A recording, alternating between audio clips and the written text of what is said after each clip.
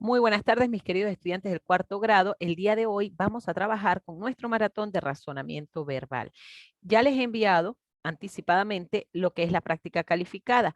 En tal sentido, voy a agradecer que presten muchísima atención para que puedan comprender de qué manera vamos a desarrollar nuestra práctica. Recuerden que nuestra maratón consiste en volver a retomar los temas desde el primer mes, considerando el temario que les fue enviado de cada curso. Por favor, Luis Rodrigo y Jordan, André, vamos a sentarnos y a mantenernos atentos, ya que están quedando grabados aquí y se observa lo que están haciendo. Por favor, Luis Rodrigo se sienta tranquilito y presta muchísima atención. Ok, comienzo compartiendo mi material el día de hoy. Comenzamos recordando que uno de nuestros primeros temas fue familia de palabras. ¿Ok? ¿Recuerdan ustedes que una familia de palabras era ese grupo de palabras que compartían una misma raíz? Llamamos raíz aquella parte en donde coinciden las palabras. Por ejemplo, mar, tengo marino, tengo marítimo y tengo marinero. Lo que estoy subrayando de rojo resulta ser la raíz, lo que se comparte con la palabra mar. Muy bien, entonces ya por ahí podemos hablar de que hemos formado una familia de palabras porque tienen la misma raíz. Ahora, con respecto a palabras primitivas y palabras derivadas, podemos recordar del mismo modo que la palabra primitiva resulta ser esa palabra que le da origen a las otras. Es como la mamá de las demás palabras. En este caso tenemos la palabra flor. Ella va a ser el centro de todas las otras palabras. Y la palabra derivada son aquellas que están formadas a partir de una palabra primitiva. Es decir, las palabras derivadas son como las hijitas de la palabra primitiva. ¿Por qué? ¿Y qué comparten? Comparten la misma raíz. Fíjense, en floral tenemos la misma raíz, ¿verdad? En florecer tenemos esta misma raíz. Floricultura, compartimos la misma raíz. Ahora, en enflorar tenemos un sufijo y un prefijo. En florido tenemos inmediatamente la misma raíz, igualmente en florista, igualmente en florero.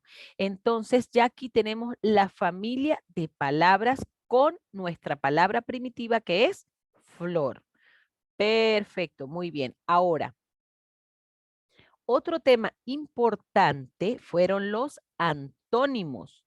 ¿Recuerdan ustedes que tuvieron su trabajo especial sobre las palabras formales y ustedes le conseguían un antónimo? ¿Qué resulta ser un antónimo?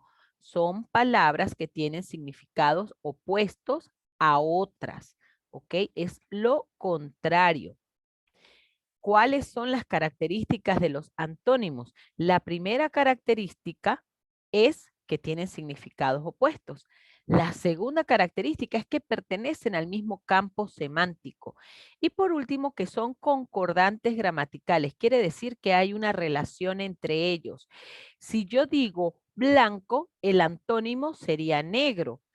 Hay concordancia gramatical porque es lo opuesto, pero si yo digo blanco y su antónimo es rosado o fucsia, allí no hay ningún tipo de relación, solo que son colores, tanto el blanco como el fucsia, pero no resultarían ser opuestos o antónimos, porque el fucsia es un color bastante llamativo, igualmente como el blanco. Ahora, luego de ver los antónimos, trabajamos con los sinónimos. ¿Qué eran los sinónimos? Aquellas palabras que tenían el mismo significado o muy parecido, aunque sonaran y se escribieran diferentes. Tal es el caso de escoger con seleccionar. Igualmente el caso de finalizar con terminar. En tal sentido, vuelvo y repito, los sinónimos son aquellas palabras que se escriben diferente, pero tienen el mismo significado o un significado muy parecido. Si yo digo triste y digo apenado, estoy hablando de lo mismo, de que hay una aflicción. Si yo digo baile o danza, estoy hablando exactamente lo mismo, hay movimiento del cuerpo.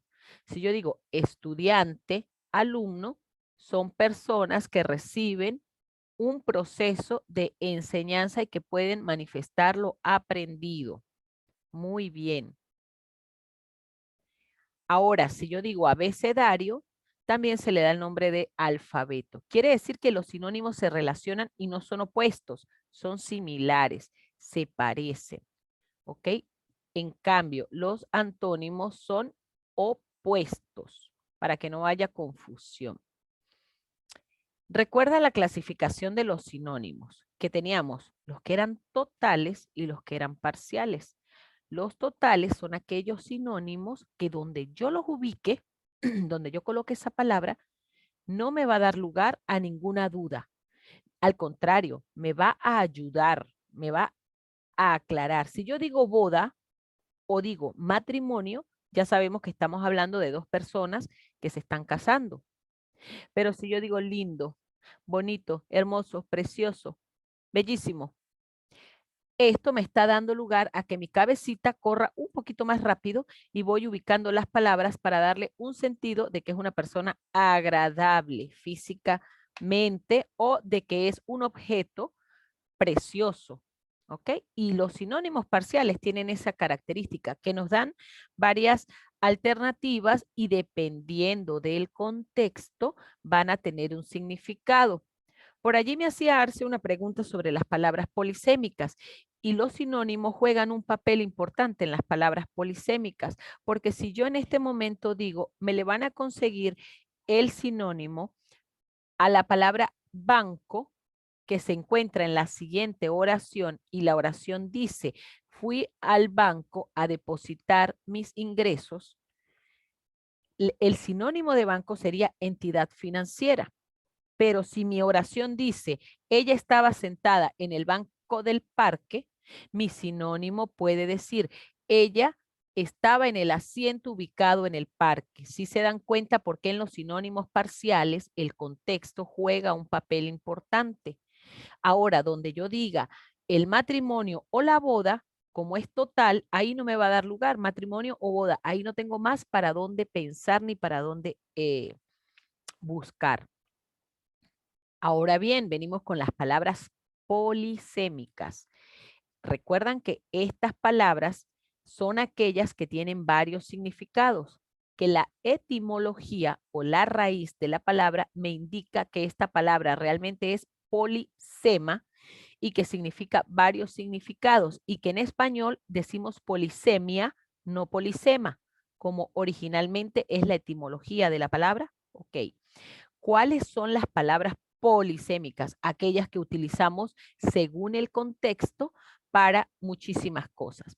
Por ejemplo, como les decía, banco como entidad financiera o banco como asiento, copa como trofeo, copa como envase donde se coloca una bebida, también puede ser la cima de un árbol, que también se llama copa. Dentro de las palabras polisémicas encontramos la palabra pipa, que resulta ser la semilla. Por favor, Emmanuel, no me rayes aquí, hijito, dentro del chat. Resulta ser pipa la semilla de una planta, pero también resulta ser ese instrumento que utilizaban nuestros ancestros para colocar algo de nicotina. Igualmente la palabra hoja. La palabra hoja tiene diferentes significados porque yo la puedo llevar, dependiendo del contexto, a referirse a la hoja como parte de una planta, como parte de un libro, como parte de un cuchillo o de una herramienta filosa. Entonces, ya aquí, aunque tiene dos significados que les estoy mostrando, la palabra hoja tiene muchos otros que se les pueden dar dependiendo del contexto. La palabra carta es otra palabra polisémica. ¿Por qué? Porque me sirve como el canal por el cual voy a hacer llegar un mensaje escrito y también como un juego, que es el póker. Tengo la palabra bota. Lo que ustedes observan aquí dentro de la imagen, esto que ustedes observan aquí es un instrumento, una herramienta que se utiliza para añejar las bebidas, como el vino y otro tipo de bebidas, la cerveza, que se pueden añejar y se llama bota. pero este, que es un calzado, también se le llama bota. Dependiendo de mi otra expresión, de lo que yo quiera decir del contexto, yo sabré cuál bota es la que voy a utilizar dentro del contexto. Ahora tenemos la palabra estrella. La tenemos como parte de una constelación, la tenemos como una especie del mar y también la tenemos como una figura artística. Y lengua, que la tenemos como parte de los diferentes idiomas y como un órgano del cuerpo. En tal sentido, estas forman parte de las palabras polisémicas que hemos trabajado durante este trimestre. Muy bien, los campos semánticos. En los campos semánticos nos hemos divertido bastante. ¿Por qué? Porque recuerden que es el conjunto de palabras que comparten muchas características dentro de su significado y por lo tanto se van a relacionar entre sí, bien sea con, con una idea o con un concepto que estemos hablando.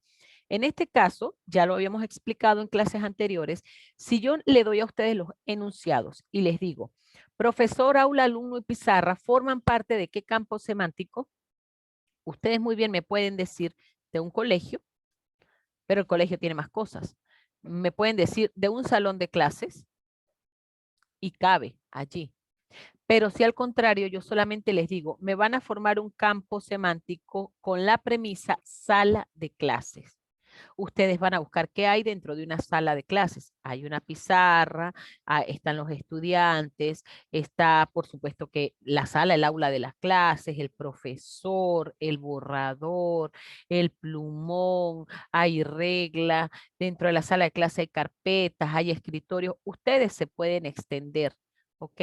Pero si se les presenta la cantidad de elementos, si yo le digo a usted perro, gato, conejo, ustedes pueden decir, el campo semántico son animales domésticos o domesticados, pero si yo le digo a usted tigre, jirafa, león, estoy hablando de un campo semántico de animales salvajes.